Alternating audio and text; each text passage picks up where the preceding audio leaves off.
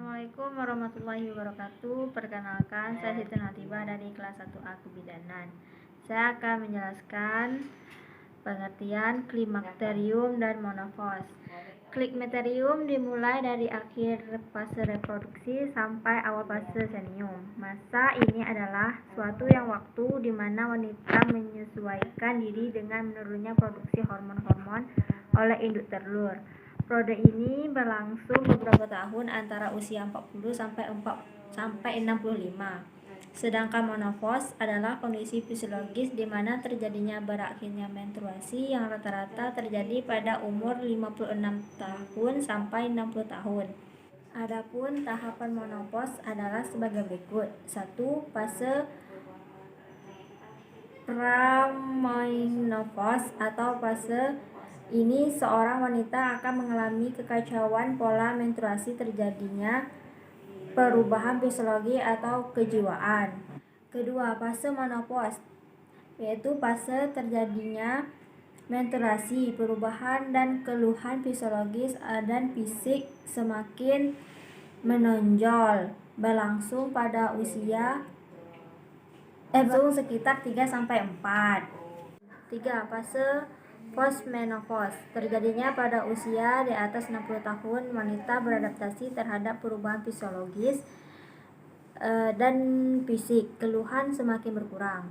B. Gangguan menopause. Gangguan menopause itu terdiri dari menopause prematur, terhentinya haid pada umur 40 tahun,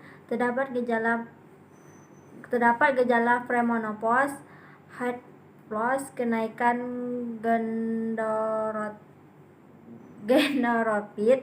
menopause terlambat, berhentinya haid setelah umur 55 tahun, kelainan organik pada masa menopause. Faktor yang mempengaruhi menopause: 1. Usia haid pertama kali. 2. Faktor fisikis. 3. Jumlah anak. 4. Pemakaian kontrasepsi. 5. Merokok. 6. Sosial ekonomi. Kemudian gejala-gejala menopause. 1. Sistematik. Gejala-gejala menopause. A. Sistematik. Sistematik terdiri dari fatigue, penurunan libido, cemas, depresi, kesukaran kognitif, nyeri punggung, dan kekakuan. B. Vasomotor atau sistem vaskular, terdiri dari sakit kepala, palpitasi, keringat malam, insomnia dan gangguan tidur, dan hot flashes. C. Genitourinary. 1. Vagina terasa kering. 2. Nyeri pada saat berhubungan seks. 3.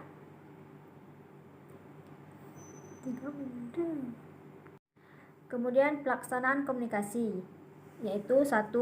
Menjelaskan bahwa menopause adalah salah satu siklus kehidupan wanita. 2. Deteksi dini terhadap kelainan yang berhubungan dengan gangguan reproduksi pada usia subur maupun klimakterium. 3. Memberikan informasi tepat-tepat pelayanan kesehatan yang berkaitan dengan cek kesehatan khususnya. 4. Membantu kalian dalam pengambilan keputusan. 5. Komunikasi pada menopause harus memperhatikan sifat-sifat dari menopause diri sendiri agar pesan yang disampaikan dapat dicerna dengan baik. 6. Karena fungsinya diri organ tubuh mulai berkurang, maka komunikasi bisa menggunakan alat bantu untuk mempermudah dalam memahami pesan yang disampaikan. Dan terakhir, komunikasi bisa menggunakan beberapa pendekatan, diantaranya A. Pendekatan biologis, B. Pendekatan psikologis, C. Pendekatan sosial. Kemudian komunikasi pada wanita, gangguan kesehatan reproduksi. Pengertiannya, wanita dengan gangguan sistem reproduksi akan mengalami gangguan atau perubahan yang bersifat fisiologis maupun psikologis. A. Perubahan fisiologis yang terjadi seperti keputihan, gangguan haid, penyakit menular seksual, dan lain-lain. B. Perubahan psikologis, diantaranya ibu cemas, takut akan masalah-masalah terjadi, dan ketidaksiapan dalam menerima kenyataan. Kemudian gangguan sistem reproduksi. A. Kanker serviks, B. Vaginitis, C. Botrytis, D. Kista ovarium. Faktor mempengaruhi gangguan reproduksi wanita. 1. Hubungan seksual. Hubungan seksual bebas bisa menularkan penyakit kelamin. 2. Kondisi kesehatan dan perawatan medis. Yang dimaksud kondisi kesehatan medis adalah kondisi kesehatan seperti endometriosis dan penyakit radang panggul dapat membuat aktivitas seksual terasa menyakitkan. Ketiga, alat kontrasepsi dan pembalut.